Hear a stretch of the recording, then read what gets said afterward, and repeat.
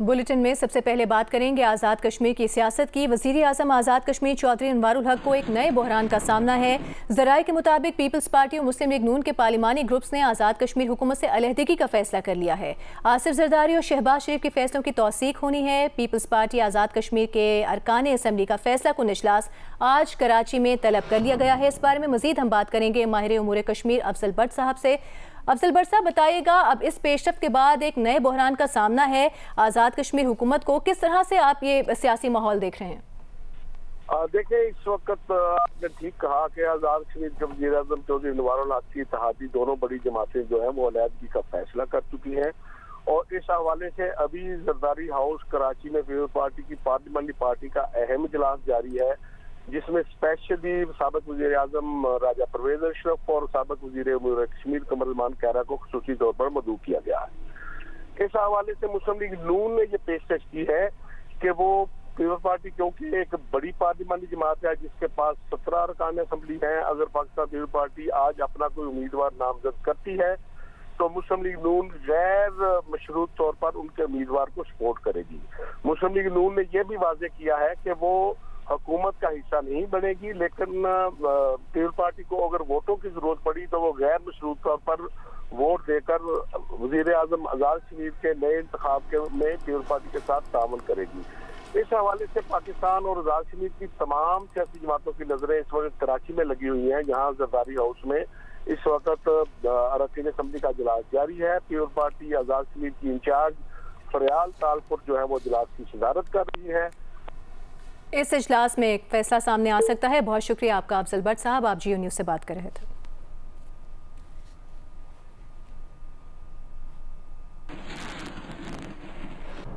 अभी खबर यह है कि डीआई खान में पुलिस ट्रेनिंग सेंटर के करीब धमाके की आवाज़ सुनी गई है। फायरिंग की आवाज़ें भी जारी हैं।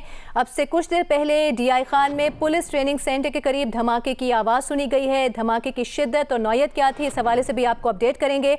इस वक्त फायरिंग की आवाज़ें भी सुनी जा रही हैं। अब से कुछ देर पहले डीआई खान में पुलिस ट्रेनिंग सेंटर के करीब धमाके की आवाज़ सुनी गई है और बताया जा रहा है कि फायरिंग की आवाज़ें भी सुनी जा रही हैं।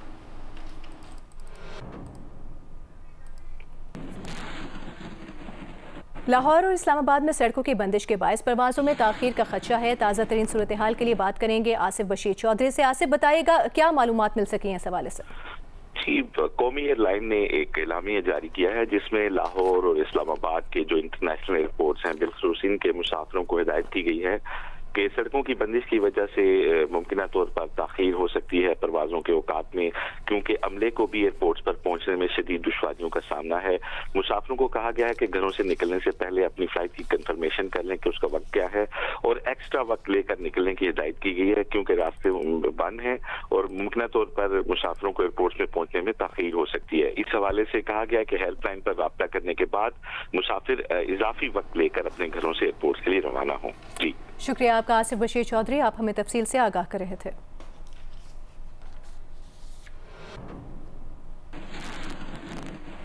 कराची में M9 पर जमाली पुल के करीब शहरी को कत्ल करने और कीमती गाड़ी छीन कर फरार होने वाले मुल्जिमान को जामशोरो पुलिस ने हलाक कर दिया है। इस वाक़े की तफसील के लिए बात करेंगे नुमाइंदा जियो न्यूज़ राहिल सलमान से। राहिल बताएगा, क्या तफसील है, किस तरह यह वाक़या पेश आया?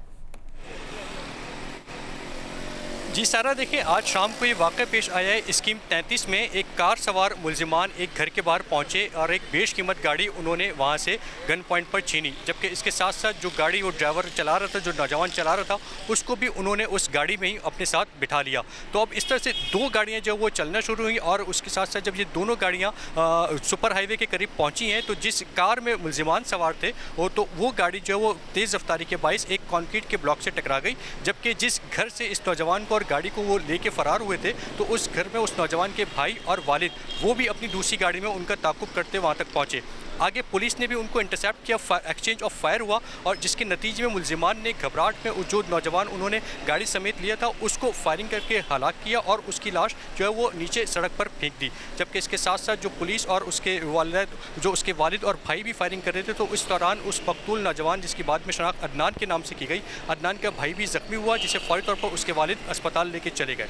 पुलिस हुक्काम ये बताते हैं कि वो तमाम मुल्जिमान फिर एक ही उस बेशकीमत गाड़ी में शिफ्ट हुए और वो M9 पर फरार हुए। उसके बाद फिर मुलजिमान जामशोरों के करीब पहुँचे हैं और वहाँ पर पुलिस के साथ फायरिंग का तबादला हुआ है, जिसमें चारों मुलजिमान मारे गए। अब यहाँ पे सवाल ये पैदा होता था कि जो मुलजिमान ने गाड़ी कराची से छीनी थी, अगर वो उसमें फ़रार हुए तो वो गाड़ी मुलजिमान के पास से नहीं मिली थी, बल्कि एक अलहदा गाड़ी जो है मुलजिमान के कब्जे से मिली, जिसमें से मुख्तलिफ किस्म का असला और दीगर जो है वो मैगजीन्स बरामद हुए थे। इस सिलसिले में हमारी हैदराबाद पुलिस के DIG तारिक धारियों से बात हुई तो उनका कहना था कि इलाके में बड़े पैमाने पर सर्च ऑपरेशन किया गया और जामशोर से कुछ पहले वो गाड़ी जो बेशकीमत गाड़ी कराची से छीनी गई थी, जिसकी बिना पर उस नौजवान को भी कत्ल किया गया, वो गाड़ी भी बरामद कर ली गई। जबकि जिस गाड़ी में मुलजिमान जामशोरों तक पहुँचे थे वो भी उन्होंने जो है वो कराची के एक और इलाके से, साइड सुपर हाईवे के इलाके से छीनी थी, जिसमें मुलजिमान वो गाड़ी लेकर फरार हुए और जो उस नौजवान से स्कीम 33 से गाड़ी छीनी थी, तो इन 2 गाड़ियों में मुलजिमान फरार हुए। जामशोरो पुलिस ने उन्हें इंटरसेप्ट किया, चूँकि इस वाक़े की जो है वो पूरे सिंध पुलिस डिपार्टमेंट को इतला कर दी गई थी। आला पुलिस हुकाम तक तमाम तर बातें पहुँच चुकी थी। DIG हैदराबाद भी अलर्ट थे, SSP जामशोरो, SSP हैदराबाद अपनी टीमें लेके हाईवे पर मौजूद थे और वहाँ पर जो है जामशोर से कुछ पहले जो है मुलजिमान को इंटरसेप्ट किया गया। फायरिंग के एक्सचेंज ऑफ फायर हुआ, जिसमें 4 मुलजिमान हलाक हो गए। पुलिस हुकाम इब्तदाई तौर पर बताते हैं कि चारों मुलजिमान हलाक हो गए हैं। इस मुकाबले में शुक्रिया आपका राहिल सलमान, आप हमें तफसील से आगाह कर रहे थे। अफगान तालिबान हुकूमत से कलअदम तहरीक तालिबान से मुतालिक बात आगे क्यों न बढ़ सकी, वज़ीर दिफा ख्वाजा आसिफ ने तफसीलात बता दी। उन्होंने मजीद बताया कि कलअदम TTP के साथ हिसाब बराबर करेंगे, फिर देखेंगे कि अफगान तालिबान क्या कहते हैं। दहशतगर्द अगर अफगानिस्तान से आए तो उनके पीछे ज़रूर जाएंगे। बानी PTI ने नया वज़ीर आला नामजद करके ब्लैकमेलिंग की कोशिश की, उन्हें जवाब दिया जाएगा। ख्वाजा आसिफ का मुकम्मल इंटरव्यू देखिए Jio न्यूज़ पर रात 10 बजे। प्रोग्राम आज शाहजेब खानजादा के साथ में।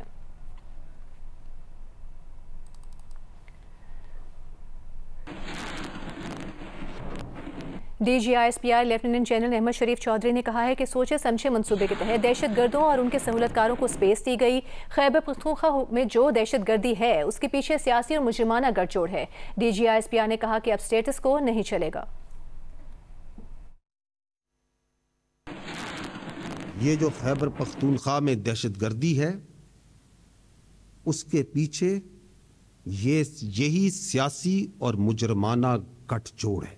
हम ये बात वाज़ेह करना चाहते हैं कि पाकिस्तानी अवाम की सिक्योरिटी किसी दूसरे मुल्क बिलखसूस अफगानिस्तान को रहन नहीं की जा सकती। सिर्फ रियासत, अफवाज पाकिस्तान और इसके कानून नाफिज करने वाले इदारे ही पाकिस्तान की अवाम की सिक्योरिटी के जामिन है। Appeasement of terrorist and their facilitators is never and not a policy. Pakistan की रियासत, उसकी अफवाज और उसके इदारे, they will not be bothered by any sort of political distortions और सियासी शोबदाबाजी। और रियासत पाकिस्तान और उसके अवाम will not and can not be left to the whims of any single person who is singularly the most responsible person from bringing terrorism back to Pakistan and especially Khyber Pakhtunkhwa। हम ये बात भी वाज़ेह करना चाहते हैं कि अब status को नहीं चलेगा। जो शख्स या गिरोह किसी मजबूरी की वजह से या अपने फायदे की वजह से खारजियों की सहूलतकारी कर रहा है, उसको पास 3 वाज़ेह चॉइसेस हैं। अव्वल कि वो खुद इन खारजियों को रियासत के हवाले कर दे, या फिर वो दहशतगर्दी के खिलाफ कार्रवाइयों में रियासत के इदारों के साथ मिलकर इस नासूर को अपने अंजाम तक पहुंचाए ताकि मासूम आवाम को नुकसान ना हो। अगर ये दोनों काम नहीं करने तो फिर खारजियों के सहूलतकार होते हुए रियासत पाकिस्तान की तरफ से भरपूर एक्शन के लिए तैयार हो जाए। DGI-SPI लेफ्टिनेंट जनरल अहमद शरीफ चौधरी से जब आज खैबर पख्तूनख्वा के नए वज़ीर आला से मुतालिक सवाल किया गया तो उन्होंने कहा कि क्या आप ये कह रहे हैं कि सूबे में ऐसी क़यादत लाई जा रही है जो रियासत के खिलाफ है? ऐसा नहीं हो सकता। कि आप क्या कहना चाह रहे हैं कि क्या ऐसी क़यादत लाई जा रही है जो कि रियासत के खिलाफ है? ऐसे नहीं हो सकता मेरे भाई। रियासत पाकिस्तान इंतहाई मजबूत है, पहली बात।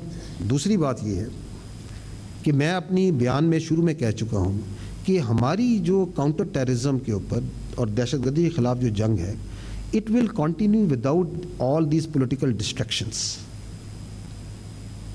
ये जो जंग है ना, ये हर लम्हे हर वक्त चल रही है। मैं और आप इस वक्त बात कर रहे हैं, इस वक्त कहीं पे खैबर पख्तूनख्वा में इंटेलिजेंस बेस्ड ऑपरेशन हो रहा है। इस वक्त आपके जवान, आपके बच्चे, आपके अफसर कहीं पे अपनी जान खतरे में डाल के निकले हुए हैं, so that you and me और आप लोग, खैबर पख्तूनख्वा के लोग, पेशावर के लोग, शाम को जाके कहीं खाना खाएं, कहीं घूमें फिरें, अपना कारोबार करें, स्कूल चलें, कॉलेज चलें, और यहाँ पे खारजी जोन से आपके सरों पे ना बैठे।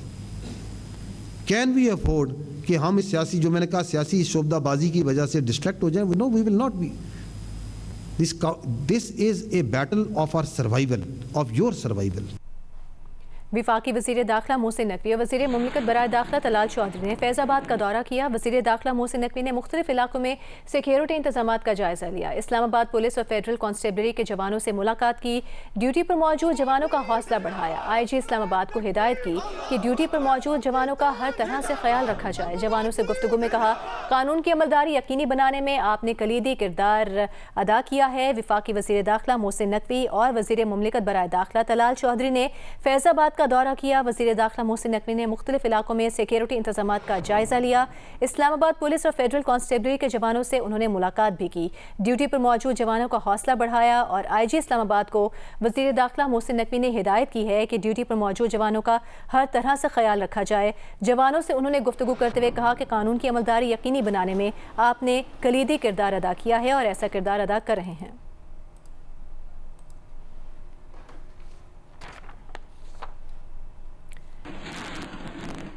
और DI खान में पुलिस ट्रेनिंग स्कूल पर दहशतगर्दों के हमले में 3 हमलावर हलाक कर दिए गए हैं। पुलिस के मुताबिक सिक्योरिटी फोर्सेस की तरफ से भरपूर जवाबी कार्रवाई जारी है। DI खान में पुलिस ट्रेनिंग स्कूल पर दहशतगर्दों के हमले में 3 हमलावर हलाक कर दिए गए हैं और पुलिस के मुताबिक सिक्योरिटी फोर्सेस की तरफ से भरपूर जवाबी कार्रवाई जारी है। मजीद सिक्योरिटी फोर्सेस और मजीद नफरी पहुंचाई जा रही है। DI खान में पुलिस ट्रेनिंग स्कूल पर दहशतगर्दों के हमले में अब तक 3 हमलावर हलाक कर दिए गए हैं। अरब चैनल की लाइव नशरियात के दौरान स्टूडियो में चूहा घुस गया। चूहे के अचानक आ जाने से न्यूज़ प्रेजेंटर खौफजदा होकर कुर्सी से उछल पड़ी। ताहम चंद ही लम्हों के बाद न्यूज़ प्रेजेंटर ने अपनी नशिस्त दोबारा संभालते हुए नाज़रीन से माजरत कर ली। दुनिया की 7 बड़ी मैराथन्स में से एक शिकागो मैराथन इतवार को होगी। इवेंट में दुनिया भर से 53,000 से ज्यादा रनर्स शिरकत करेंगे। वर्ल्ड मेजर मैराथन में शामिल शिकागो मैराथन 1977 में शुरू हुई थी। मैराथन के शुरा शहर के मुख्तलिफ इलाकों में दौड़कर 42.195 किलोमीटर का फासला तय करेंगे। शिकागो मैराथन में 25 से ज्यादा पाकिस्तानी और पाकिस्तानी निजात रनर्स भी हिस्सा लेंगे। कराची के फैसल शफी दूसरी मरतबा शिकागो मैराथन में शरीक होंगे। फैसल शफी शिकागो मैराथन में सैलाब जदगान की इमदाद के लिए फंड इकट्ठा करेंगे। फैसल शफी के मुताबिक वो शिकागो मैराथन में 50 लाख के फंड इकट्ठा करने का इरादा रखते हैं। उनके अलावा कराची से शाह फैसल, यासिर मेमन, डॉक्टर सफदर अली, सना मलिक और दानिया अली भी इवेंट में शरीक हैं। बिलाल उमर, एहसन एजाज, मोहम्मद ताजदार और सैयदा मैमुना भी मैराथन का हिस्सा बनेंगी। इस्लामाबाद के यावर सिद्दीकी और लाहौर के सऊद हामिद के अलावा दीगर मुल्कों से पाकिस्तानी भी शिकागो मैराथन का हिस्सा होंगे। अमेरिका से 10, बरतानिया से 2 जबकि UAE और नॉर्वे से भी पाकिस्तानी रनर्स शरीक हो रहे हैं। Pakistan billiards and snooker association के साबिक सदर अली असगर वरे का तवील अलालत के बाद कराची में इंतकाल कर गए। उनकी उम्र 78 बरस थी। असगर वली का ने पाकिस्तान में स्नूकर को एक नई जिंदगी दी। 1988 से 2 दहाइयों तक Pakistan billiards and snooker association के सदर रहे। इस दौरान असगर वली का ने पाकिस्तान में बेशुमार इंटरनेशनल इवेंट्स कराए। 5 एशियन स्नूकर चैंपियनशिप, 1993 में वर्ल्ड चैंपियनशिप पाकिस्तान में कराई। International billiards and snooker federation के सीनियर नायब सदर और Asian confederation of billiards sports के सदर समेत कई अहम ओहदों पर काम किया। उन्हीं के दौर में पाकिस्तान ने पहली बार IBSF वर्ल्ड स्नूकर का टाइटल जीता। 1994 में मोहम्मद यूसुफ ने जोहान्सबर्ग में वर्ल्ड टाइटल जीता तो असगर वली का Pakistan billiards and snooker association के सदर थे। रंग बिरंगी गेंदों के खेल में कई रंग सजाने वाला असगर वली का सादा सी जिंदगी गुजार कर दुनिया से रुखसत हो गया।